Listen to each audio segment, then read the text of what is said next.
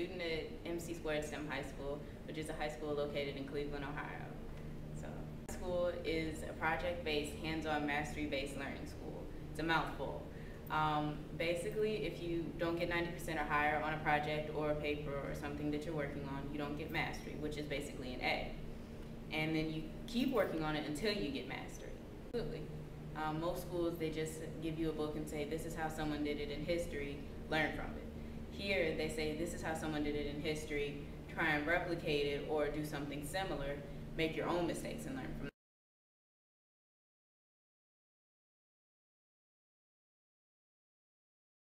This is my Lightbox project. Is we had to have something that gave us an abstract representation of one of our benchmarks in history. My partner and I couldn't decide whether we wanted to do the Silk Road or the Crusades, which is how we came up with the Crusaders Road. That's pretty cool. And so everything up top is facts about the Crusades and the Silk Road. And it's on acrylic, and it was etched with our epilogue laser. Really cool.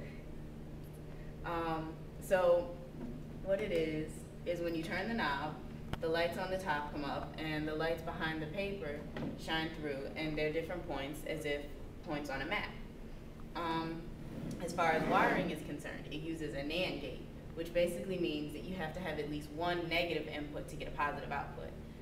So it's difficult to see the words on here, but if both switches, with all of our projects, we incorporate every class.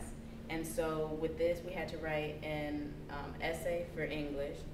This was for our engineering and science benchmark, because we actually had to do the wiring, which it looks like a bomb in there. Can I see? Yes.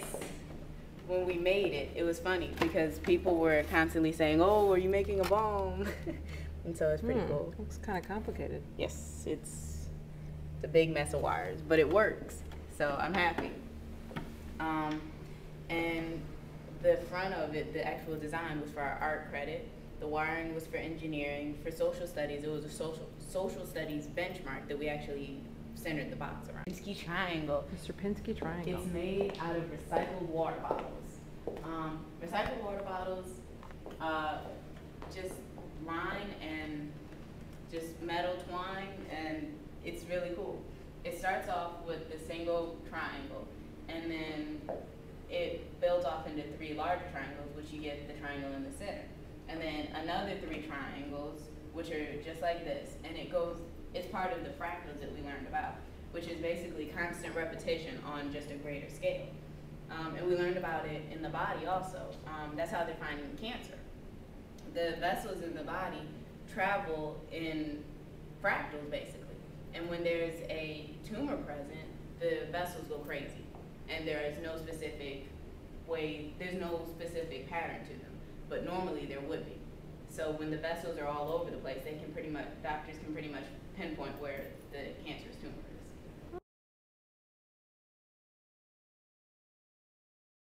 And I'm upset we can't see the Fab Lab, but it's huge, and there's like Talk to me about your Fab Lab. The shop bot is so much fun. It's like a giant printer, and what it is it uses a drill blade, and it etches basically. It etches out whatever design you want, and it's really cool.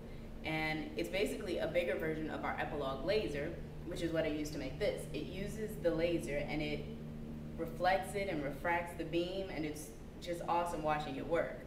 And we have just a whole bunch of power tools, but it's cool. Our Fab Lab is a place where we learn, but we get to express ourselves, because we design the things that we make. Instead of them saying, go cut this out, they say, you make the design, you draw it up to scale, you get the schematics, and then you cut it out yourself. You design it, you make it, you present it. This is a fractal tree, which, as you can see, it starts off, the best way to describe it is with this one. It starts off with a square, and then you can't really see it because the lines aren't there, but it has a triangle on top of it, and it uses the Pythagorean theorem, which is a squared plus b squared equals c squared, when c squared is the hypotenuse. It's crazy. So basically, the top of the square is the bottom of the triangle, which is the hypotenuse. And so the lengths of the other sides of the triangles become the length of the square. And then that becomes the hypotenuse of the next triangle, and so on and so forth. And this was cut out with the epilogue laser. And you can see how precise the laser can be. It's pretty interesting. And so the students made some of these. I think our teacher actually made the little one, but they're really cool. It looks like Genghis Khan, I swear it does. This is one of our robots, and what we do is we use the Legos, and this one just looks menacing. But you use the NXT brick, and you can program it on the computer, and then you download it to the brick, and it runs the motors. This is a infrared sensor. This is a light sensor. I'm trying to see if the other ones are on there. I don't think they put the touch sensor on, but they have touch sensors, infrared, light, and sound.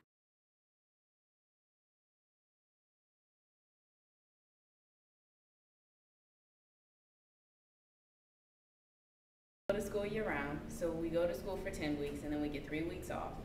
And it's pretty interesting because you don't get 2 months off from work, so they're getting us ready for a business setting, so that's pretty cool. Neal is a big campus, and so when you first get here, it's kind of intimidating. It's like, wow, all of these we're the only school inside the gates of a Fortune 500 company, so it's pretty intimidating.